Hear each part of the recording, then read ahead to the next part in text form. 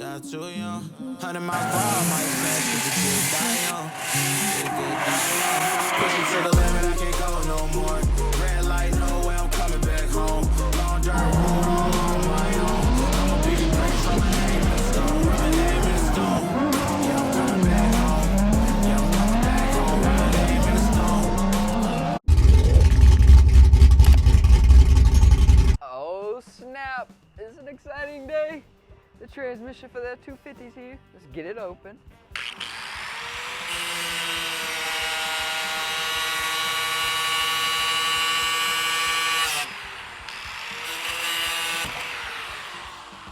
There she is, there she is. Oh snap. It's pretty. Yes.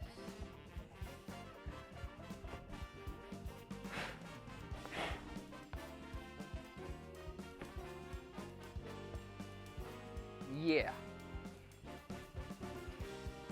Big moves. Here's my super minty fresh BTS trans. I got the billet torque converter, triple disc, and then I also got a billet flywheel. Pretty sure it's billet. It's upgraded. But yeah, so all we gotta do is put it in there, put an F250, fix our drive shaft angle at the carrier bearing, install a 6.0 cooler, and then fill it up. And we're gonna have this thing back on the road. I'm excited, it's been too long. This thing is not gonna break on me, so we're gonna be solid all year. So the first thing I'm gonna be doing is putting our HD flex plate on from BTS.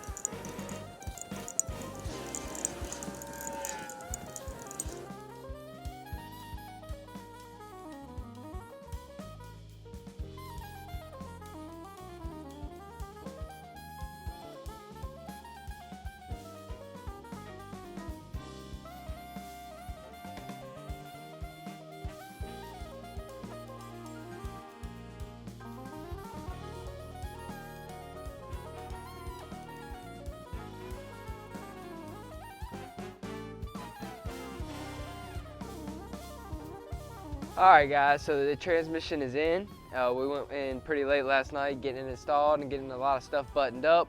I was running into lighting issues, so I gave up on recording it pretty quickly. So I'm gonna give y'all a quick rundown of what's happened already. It's pretty simple. We just put the transmission in as far as flex plate, torque converter, trans, transfer case, and then cross member, that's about it. Buttoned all that up. And now we'll be working on the drive shaft and showing you what I have to do to get my pinion angle back right, because ever since I bought the truck, the drive shaft angle is off. We got our fresh BTS trans hooked up. Transfer case back hooked up. And then we got the drive shaft over here. Show you what's going on with it real quick. So I have my carrier bearing right here, and the problem was the carrier bearing was way too high to have the angle of the drive shaft right, because it's lifted so high. So we did some measuring last night, and I came up with that I needed about 2 3/4 from this bottom of this plate that they made. This is the original bracket right here, and then they welded this plate, 90-degree plate into it. And so I have 1.5 inch tubing. I put 2 pieces, so that's 3 inches. And then I'm gonna get rid of this little spacer that's welded to the carrier bearing. So that'll be like 2 3/4. So once I get rid of that spacer, all we're gonna have to do is bolt my new spacer to the carrier bearing, lift it up on the jack, make sure it's square and everything, and I'm gonna weld this to the bracket up here. So this will be permanently mounted, and then I can still bolt it on and off right here. So that's gonna fix my drive shaft issue. Besides the drive shaft issue, all we got left is my 4-inch full exhaust to install. and then we're gonna go ahead and put the 6.0 trans cooler in. I kind of started working on that last night, taking it apart. I took the condenser brackets off. Under here, took the condenser brackets off, and then see how fucked up my condenser is.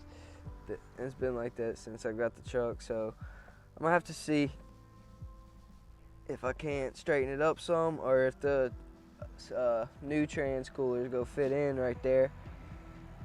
If I can't get it in, I'm just got to get a new condenser, but hopefully I can just straighten this up some, because for now the condenser works and I don't feel like spending money on another one.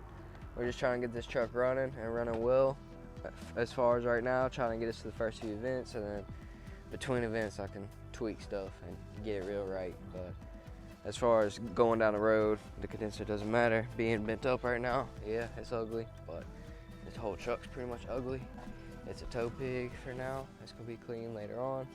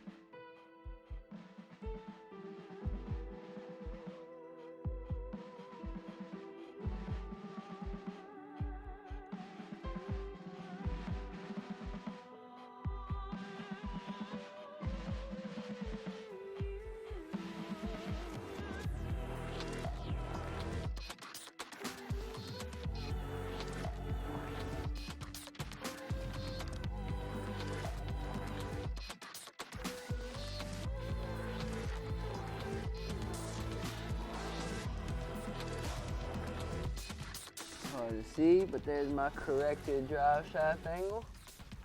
It's like perfect. So that is 100% finished. Now it's on to the trans cooler. And then once we do that, we can fill it up with fluids and should be able to start it. Put my downpipe on, at least to start it, and then I'll finish the rest of the exhaust once it's running. So here's my 6.0 trans cooler. It's an OEM one. I'll put the part number in the description. It comes with that stock on, and then it's got a barred fitting right here. And then these are the two lines that BTS sent me. I don't know which one's which yet, but we're gonna figure it out. So to get the old one out, there's two 8mm bolts on the tab. There's one right there, and one right there. Pretty simple to get to. Then you have this plastic tray right here, liner. Mine was all ripped up and tore up, so I just went ahead and ripped it out. That way I still have my clips for when the new one comes in. But yeah, so you take that off, and then you got your two brackets to hold the condenser. See, my condenser's fucked, but yeah, it's a different story. I bought it like that though. So hopefully I can get Brandon to help me straighten this one up a little bit, enough just to where I won't be rubbing on my new transmission cooler. If not, I might go buy another one in a little while. But to get the old cooler out, you just gotta take the two lines off right about down here in the fender well, which I haven't done that yet, but I'm gonna get to it in a second. And then you got your two top ears. There's one right here and one right here. This side was already missing the bolt, so that one's loose. So all I got is the two lines and 3 bolts to get the old cooler out.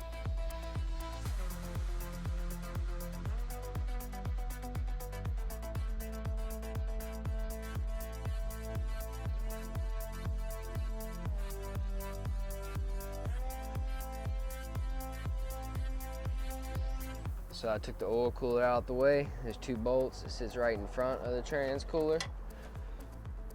As far as the lines, the 2 going back to the transmission, there's one that's compressed, and then there's one that's not. We got the one that's not, we're taking it off. And then I went ahead and disconnected this one from the hard line going to the far side of my radiator tank. Right there. We're gonna get rid of that whole metal line in a minute. And then I got the clip that holds it to the frame right up here, disconnected. So it should be ready to come out now.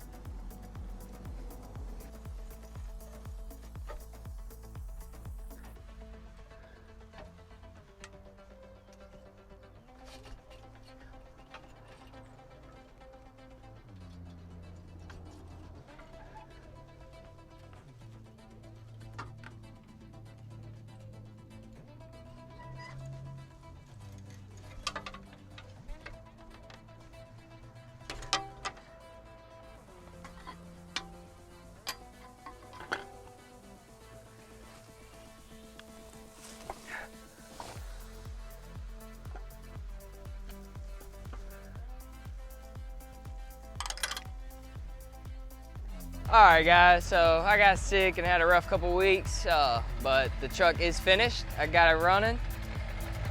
I got the exhaust fully installed now, new exhaust. Just need to put a tip on it. I'm not gonna put a big one because I'm not really a fan of tips. It's just kind of sitting low from the bed, and that's where it had to go.